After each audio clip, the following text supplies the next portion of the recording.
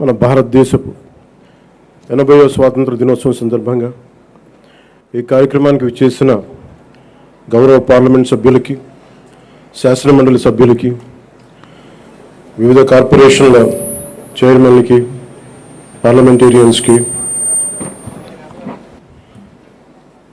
డైరెక్టర్స్కి, జిల్లా కలెక్టర్ గారికి, జిల్లా ఎస్పీ గారికి, జిల్లా అధికారులకి, పోలీస్ అధికారులకు, కవాతులో పాల్గొనడానికి విచ్చేసిన బృందాలకు, మహిళా ప్రతినిధులకు, రైతులకు, కార్మికులకు, ఉపాధ్యాయులకు, విద్యార్థులకు, మీడియా మిత్రులకు, అలాగే కాకినాడ జిల్లా ప్రజలకి, రాష్ట్ర ప్రజలకి, భారతదేశ ప్రజలందరికీ మన స్వాతంత్ర దినోత్సవ శుభాకాంక్షలు తెలియజేసుకుంటున్నాం. ఈ తీర ప్రాంతం నుంచి జాతీయ పతాకం సాక్షిగా మన స్వాతంత్రాన్ని స్మరించుకుంటున్న ఈరోజు ఎంతో ప్రత్యేకమైనది. 80 సంవత్సరాల అంటే దాదాపు 8 దశాబ్దాల భారత ప్రయాణం. ఒక తరం స్వాతంత్రం కోసం పోరాడింది, ఒక తరం ఆ స్వాతంత్రాన్ని కాపాడింది, మరో తరం దేశ నిర్మాణానికి పునాదులు వేసింది. ఇప్పుడు భారతదేశం మరింత బలమైన, సమర్థవంతమైన, స్వయం సమృద్ధి కలిగిన దేశంగా ప్రపంచానికి నాయకత్వం వహించే దిశగా అడుగులు వేస్తున్న తరుణంలో ఆ మహత్తర ప్రయాణాన్ని మరింత వేగంగా, మరింత గొప్పగా ముందుకు తీసుకెళ్లే బాధ్యత అన్ని తరాల మీద ఉంది, ప్రత్యేకించి కొత్త తరం మీద ఉంది. ఈ సంవత్సరం మన స్వాతంత్ర దినోత్సవానికి మరో చారిత్రాత్మక ప్రత్యేకత ఉంది. మన జాతీయ గీతం వందే మాతరంకి 150 సంవత్సరాలు పూర్తవుతా ఉన్నాయి. స్వాతంత్ర సమరయోధులు కష్టాలు, వారి త్యాగాలు ఫలితంగా మనకు లభించిన స్వాతంత్రాన్ని కేవలం ఒక చారిత్రక ఘట్టంగా గుర్తు చేసుకోవడం కాదు, స్వాతంత్రాన్ని అర్థం కల్పించే బాధ్యతను కూడా మనం గుర్తు చేసుకోవాలి. ఆ బాధ్యతను గుర్తు చేసుకోవడానికి కాకినాడ కంటే గొప్ప వేదిక మరొకటి ఉండదు. మన కాకినాడకి స్వాతంత్ర పోరాటంతో కూడా చాలా గొప్ప అనుభవం ఉంది. 1923లో కాకినాడలో జరిగిన అఖిల భారత కాంగ్రెస్ సమావేశం జాతీయ స్వాతంత్ర ఉద్యమ చరిత్రలో ఒక ముఖ్యమైన అధ్యాయం.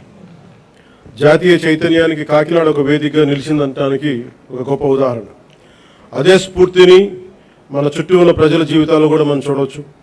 ఈ తీర ప్రాంతంలో తుఫాన్లు వస్తాయి, సముద్రపు కోత ఉంటుంది, భారీ వర్షాలు ఉంటాయి, ప్రకృతి అనుక్షణం ఎన్నో సవాళ్లు విసురుతూ ఉంది. అయినా మన మత్స్యకార సోదరులు సముద్రంలోకి వెళ్తారు, రైతులు పొలాల్లోకి వెళ్తారు, నేతలు తన మగ్గాల ముందు కూర్చుంటారు, కార్మికులు తమ పనిలోకి వెళ్తారు, యువత తమ భవిష్యత్తు కోసం ముందుకు సాగుతూ ఉంది. కుటుంబాన్ని నిలబెట్టడానికి, సమాజాన్ని ముందుకు తీసుకెళ్లడానికి సామాన్య మనిషి ప్రతిరోజు చేసే పోరాటం ఈ దేశ నిర్మాణంలో భాగం.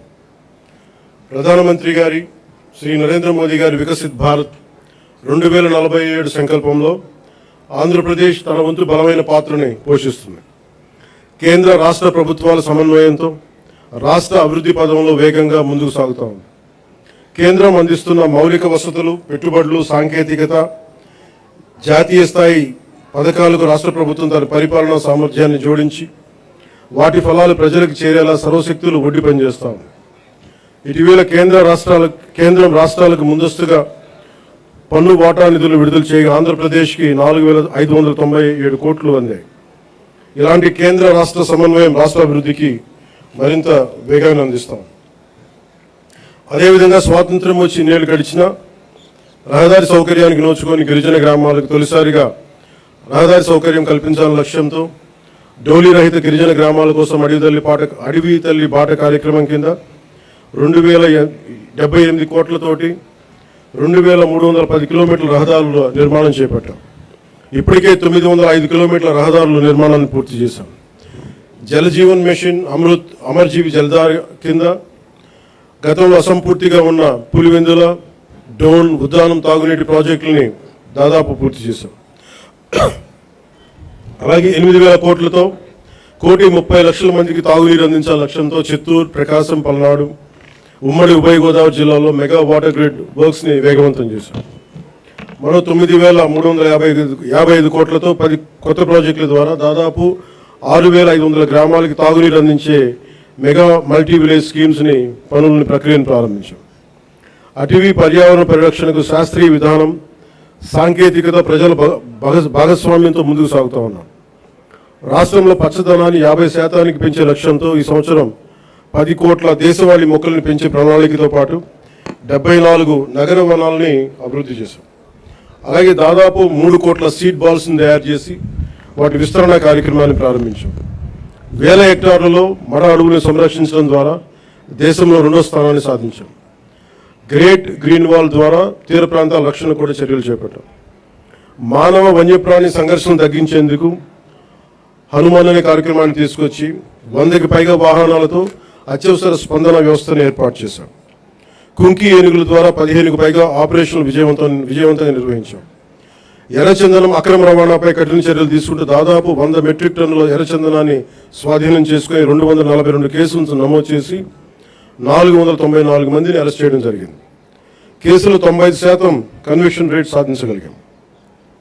అటవీ భూ ఆక్రమణ చర్యలు తీసుకొని దాదాపు 10,506 హెక్టార్ల అటవీ భూమిని తిరిగి ఎన్డీఏ ప్రభుత్వం స్వాధీనం చేసుకుంది. రైతు సంక్షేమానికి ప్రాధాన్యత ఇస్తూ పీఎం కిసాన్, అన్నదాత సుఖీభవ పథకాల ద్వారా సుమారు 47 లక్షల రైతు కుటుంబాలకు ఏడాది 3,125 కోట్లతోటి ఒక్కొక్క రైతు కుటుంబానికి 20,000 సాగు సాయం అందిస్తూ ఉన్నాం. ఆదాయ పౌర సరఫరాల శాఖ ద్వారా రైతులు పండించిన ధాన్యాన్ని మద్దతు ధరకు కొనుగోలు చేశాం. గత ఖరీఫ్ సీజన్లో 1.82 కోటి 82 లక్షల మంది రైతుల నుంచి 48.70 లక్షల మెట్రిక్ టన్నుల ధాన్యాన్ని కొనుగోలు చేశాం. కొనుగోలు చేసిన ధాన్యానికి సంబంధించిన 11,556 కోట్లని 48 గంటల్లోనే రైతుల ఖాతాల్లో జమ చేయిస్తాం. రబీ సీజన్లో మరో 6,037 కోట్ల విలువైన ధాన్యాన్ని సేకరించాం. గతంలో అగ్రికల్చర్ మార్కెటింగ్ కమిటీల ద్వారా రైతుల నుంచి సెస్ వసూలు చేసిన ఆ నిధుల్ని చాలా అవసరమైన డొంక రోడ్ల నిర్మాణానికి గత ప్రభుత్వం వినియోగించలేదు. కానీ కూటమి ప్రభుత్వం వీబీ జీరాంజీ పథకం ద్వారా 10,000 కిలోమీటర్ల డొంక రోడ్ల నిర్మాణానికి శ్రీకారం చుట్టబోతా ఉంది. అలాగే నేతన్న భరోసా ద్వారా చేనేత కార్మికులకు, మత్స్యకార సేవల పథకం ద్వారా మన పథకాల ద్వారా మత్స్యకారులకు అండగా నిలుస్తున్నాం. సంక్షేమం ద్వారా ప్రజలకు ఈరోజు భరోసా కల్పిస్తున్నాం. అభివృద్ధి ద్వారా రేపటి అవకాశాలు నిర్మిస్తా ఉన్నాం. గౌరవ ముఖ్యమంత్రి శ్రీ నారా చంద్రబాబు నాయుడు గారి నాయకత్వంలో రాష్ట్ర రాజధాని అమరావతిని అభివృద్ధి చేస్తున్నాం.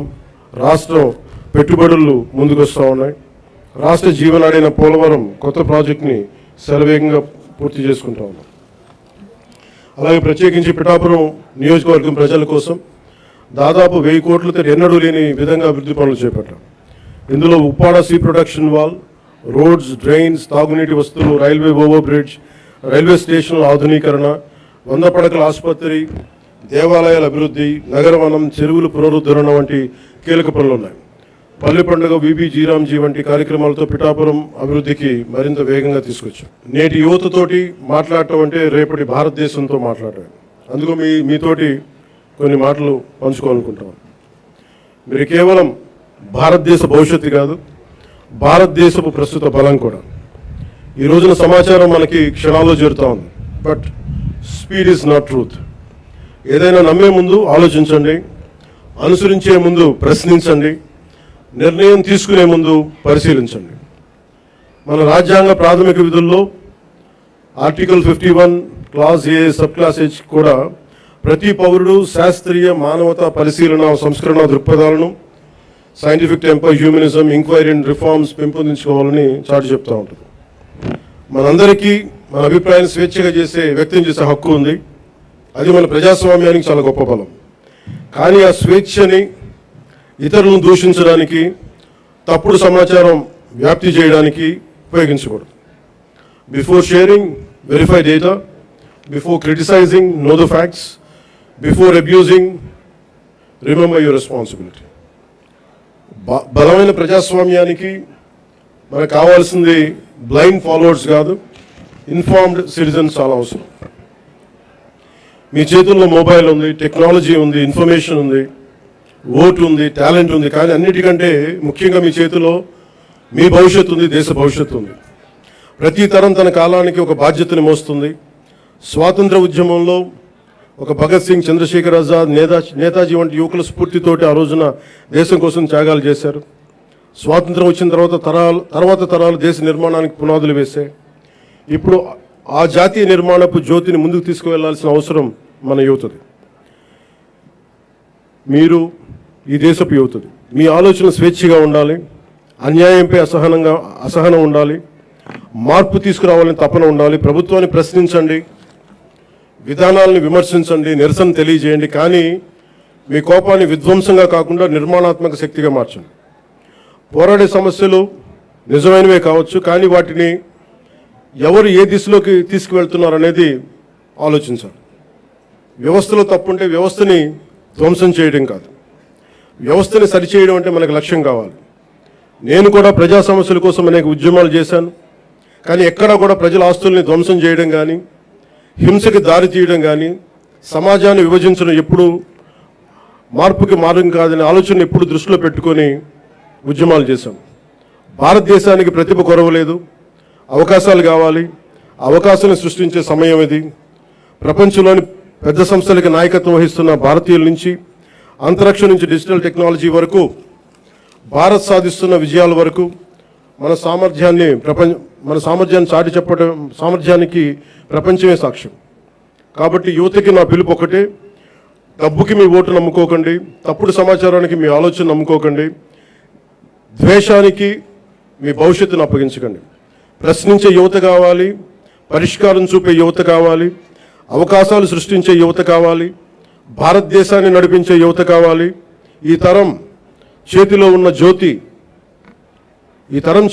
జ్యోతి యువత. వచ్చే తరానికి మరింత ప్రకాశవంతమైన భారతదేశంగా మీ చేతిలో ఉండాలని మనస్ఫూర్తిగా కోరుకుంటూ సెలవు తీసుకున్నాను. జై హింద్.